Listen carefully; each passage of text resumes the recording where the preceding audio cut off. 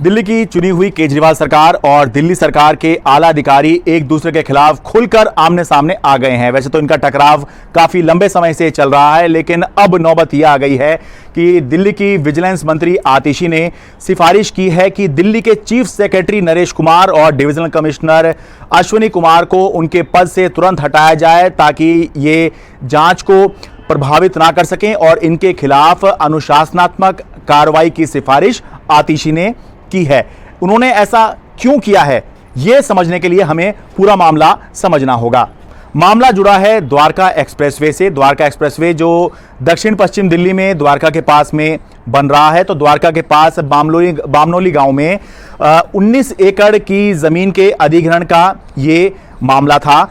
2018 में 19 एकड़ इस जमीन की जो कीमत तय की गई, जो मुआवजा तय किया गया, वो करीब 41-42 करोड़ रुपए तय किया गया।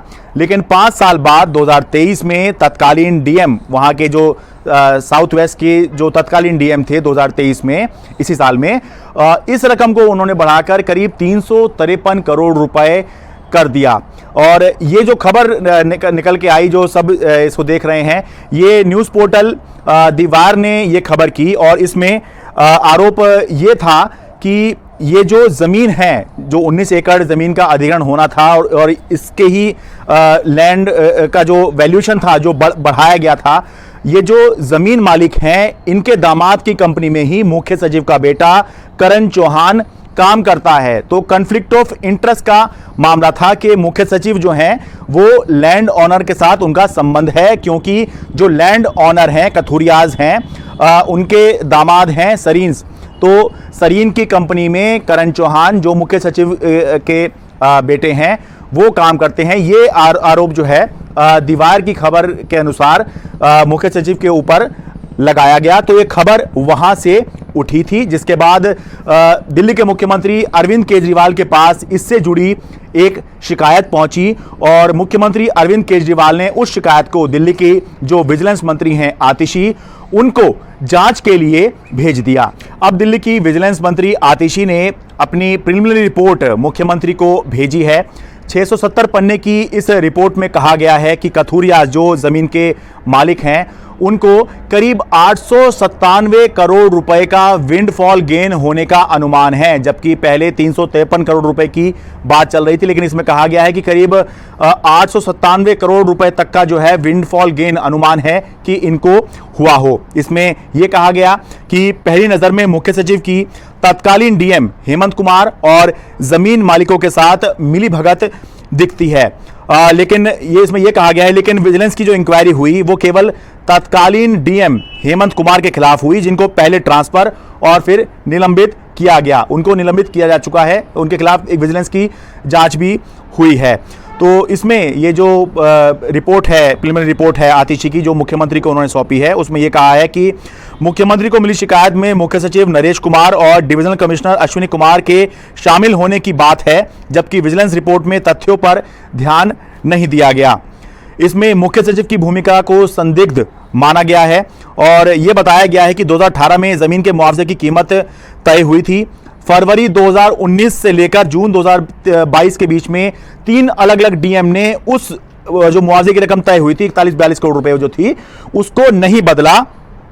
लेकिन नरेश कुमार 2022 में जैसे ही दिल्ली के मुख्य सचिव बने, तो उन्होंने 40 दिन के भीतर हेमंत कुमार, जो कि वहां के डीएम थे, जिन्होंने ये मुआवजा बढ़ाने की बात कही थी, सिफारिश की थी, तो 40 दिन के भीतर जो नरेश कुमार मुख्य सचिव बने, तो 40 दिन के भीतर हेमंत कुमार को साउथ वेस्ट का उन्होंने डीएम लगा दिया और 1 साल के अंदर वो जो 2018 वाला मुआवजा था 41-42 करोड़ रुपए, उसको 22 गुना बढ़ा दिया गया हेमंत कुमार तत्कालीन डीएम ने। इसमें यह कहा गया है कि हेमंत कुमार के खिलाफ ये जो डीएम है, विजिलेंस इंक्वायरी चीफ सेक्रेटरी या डिविजनल कमिश्नर ने खुद संज्ञान लेकर नहीं करवाई, बल्कि जब इस मुद्दे को एनएचएआई ने, जो सड़क परिवहन मंत्री हैं नितिन गडकरी, उनके सामने उठाया, तो डिविजनल कमिश्नर और मुख्य सचिव के सामने जांच कराने के अलावा और कोई रास्ता नहीं बचा था। ये इसलिए ये वाली बात इसमें आ रही है कि दूसरी तरफ से ये कहा जा रहा है कि मुख्य सचिव ने खुद ही अपनी तरफ से प्रोएक्टिवली इस मामले में जांच करवाई और कार्रवाई सुनिश्चित की। तत्कालीन डीएम के खिलाफ उनको सस्पेंड कर दिया गया। यह भी कहा गया है इस रिपोर्ट में कि विजिलेंस की इंक्वायरी शुरू करने से 6 हफ्ते पहले ही एनएचएआई हाईकोर्ट पहुंच गई थी और ऐसा प्रतीत होता है कि उस पिटीशन के दबाव में ही यहां पर जो है विजिलेंस की इंक्वायरी शुरू करवाई गई। इसमें यह कहा गया है कि मुख्य सचिव का बेटा करण चौहान अनंतराज ग्रुप के सरीन्स हैं, उनके व्यवसाय से जुड़ा है, जो जमीन मालिकों का दामाद है। मुख्य सचिव के जमीन मालिकों के साथ ऐसे संबंध हैं जिसको खारिज नहीं किया जा सकता। यह भी इसमें रिपोर्ट में कहा गया है कि विजिलेंस इंक्वायरी में इस बात का परीक्षण नहीं किया गया कि कथूरिया, जो इस जमीन के मालिक हैं, 19 एकड़ की जिसकी बात चल रही है, इस बात का परीक्षण नहीं किया गया कि 2015 में बामनोली में सर्कल रेट के केवल 7% पर यह जमीन कथूरिया ने कैसे खरीद ली। इसमें यह कहा गया आगे कि ऐसा प्रतीत होता है कि 93% बाकी की रकम कैश पेमेंट हुई होगी, इसलिए यह केवल भ्रष्टाचार का मामला नहीं है बल्कि मनी लॉन्ड्रिंग का भी हो सकता है। इसलिए इस मामले में ईडी की भी जांच होनी चाहिए, लेकिन विजिलेंस जांच में इन तथ्यों को देखा नहीं गया है। तो ये कंक्लूजन जो है आतिशी ने अपनी रिपोर्ट के अंदर, जो प्रिलिमिनरी रिपोर्ट है जो मुख्यमंत्री को सौंपी है, उसमें उन्होंने ये कहा है।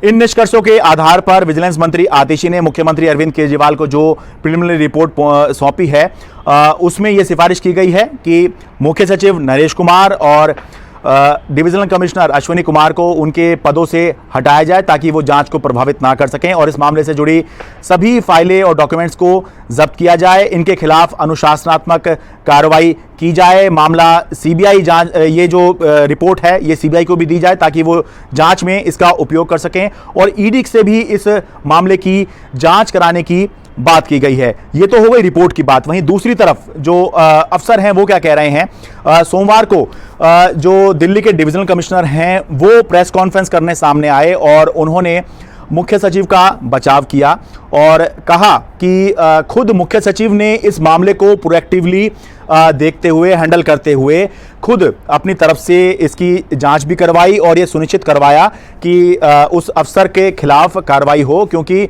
ये मामला जो है लग रहा था कि इसमें कुछ गड़बड़ है। तो जहां तक आरोपों की बात है, उन्होंने कहा कि ये कोई आरोप ही नहीं है, उन्होंने आरोपों को सिरे से खारिज कर दिया। लेकिन जहां तक बात संबंधों की है, क्योंकि ये सारी जो स्टोरी खड़ी हुई है, जो आरोप लगे, जो मुख्य सचिव के ऊपर आरोप लगे, वो इसलिए लगे कि ये कहा गया कि जो जमीन मालिक है उसकी कंपनी में मुख्य सचिव का बेटा काम करता है।